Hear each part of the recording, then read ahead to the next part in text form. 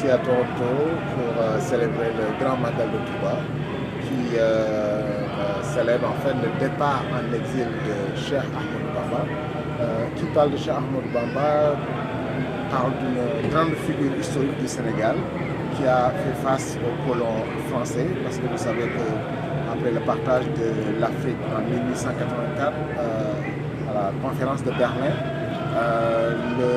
les puissances européennes se sont partagées l'Afrique. Et après ce partage, la part qui a été réservée aux Français en faisait partie le Sénégal.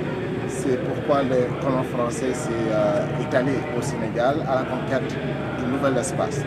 Mais arrivés sur place, ils se sont heurtés à une résistance, ce qui est normal, puisqu'ils venaient occuper les terres, restreindre les libertés. C'est pour ça que les Africains ne se sont pas laissés faire. Et ils ont organisé plusieurs formes de résistance.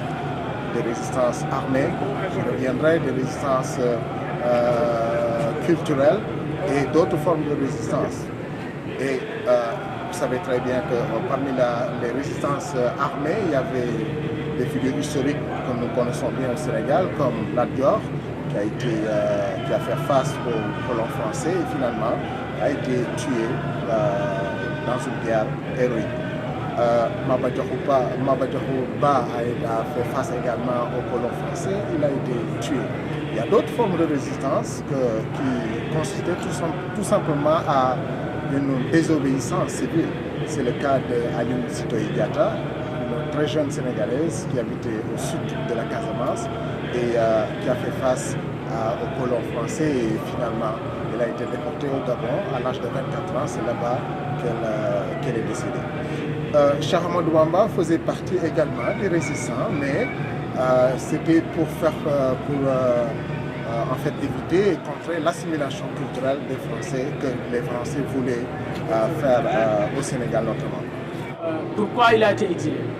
C'est vrai que c'était du temps des colons. Donc, si vous voyez, il avait beaucoup de disciples, de personnes qui commençaient à côtoyer le Cheikh. Donc, ce qui n'était pas vu, si je peux l'appeler comme ça, c'est que les colons n'aimaient pas n'appréciaient pas beaucoup. Donc, il a été convoqué à Saint-Louis, qui était à l'époque capitale de l'Afrique occidentale. Et puis, ils ont pris la décision de l'exiler au Gabon. Il a passé 7 ans avant de revenir au Sénégal. Donc, le Magal qu'on célèbre actuellement, c'est le départ en exil. Non pas le retour, mais le départ. C'est important de le préciser parce que Cheikh Ahmadou Bamba, qu'est-ce qu'il dit, tout ce qu'il a eu, tous les bienfaits qu'il a eu de son Seigneur, le plus important, il a reçu, je veux dire, au jour du départ en exil. Parce que d'après lui, ce qui est important, c'est que les colons le prenaient, Cheikh Ahmadou Bamba, ils pensaient que devant lui, ils avaient un captif. Et le Cheikh, lui, il se disait dans sa tête, il était en mission. Donc c'était deux personnes, deux groupes, et le Cheikh, je veux dire le groupe des colons et le Cheikh qui marchaient, et qu'ils avaient des objectifs différents. Donc d'après eux, ils avaient un captif, et d'après le Cheikh, lui, il était en mission. C'est le jour où les colons français avaient arrêté Cheikh Ahmadou Bamba, notamment le 10 août 1895, dans son fief de Guéwel, sous prétexte qu'il menait une guerre interne, c'est-à-dire qu'il menait le djihad au Sénégal, alors que ce n'était pas vrai. On lui a même accusé de cacher des armes dans sa maison et de rassembler ses fidèles pour faire face aux colons français. Alors que lui, ce qui l'intéressait, c'était l'islam, c'était la sunna du prophète sallallahu alayhi wa sallam. Donc il a été arrêté sur ce motif-là et a été traduit devant le conseil privé le 5 septembre 1895. Et à la suite de cette conférence où toutes les autorités coloniales étaient présentes, à la fois administratives et militaires, ils ont décidé soit de l'exiler ou bien de l'emprisonner ou bien de le tuer tout simplement. Mais finalement, l'administration, le conseil a finalement décidé de l'exiler. L'exiler pourquoi?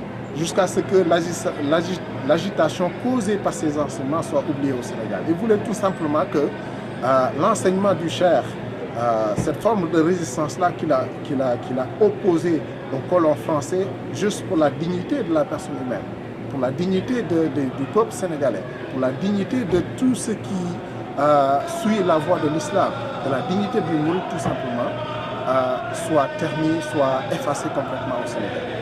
Le mouridisme a été créé en 1883. La base, ça se trouve Touba, qui est une ville, deuxième ville, je dirais, la plus populaire au Sénégal, après la capitale Dakar. Donc la base se trouve à Touba. Donc si les magal qui nous réunissent ici, donc la plupart des personnes qui sont au Sénégal se rassemblent à Touba pour fêter ça ensemble. Donc le mouridisme en fait est une voie de soumission à Allah subhanahu wa ta'ala. Donc c'est une philosophie qui prône déjà la non-violence. Donc je sais qu'à cette époque très tourmentée, l'image de l'islam est complètement salie par des actions, des actes qui voudraient faire passer notre si belle religion qu'est l'islam en une religion de violence ou une religion en tout cas une mauvaise religion. Donc le mouridisme est complètement à l'opposé de cette philosophie. Donc c'est une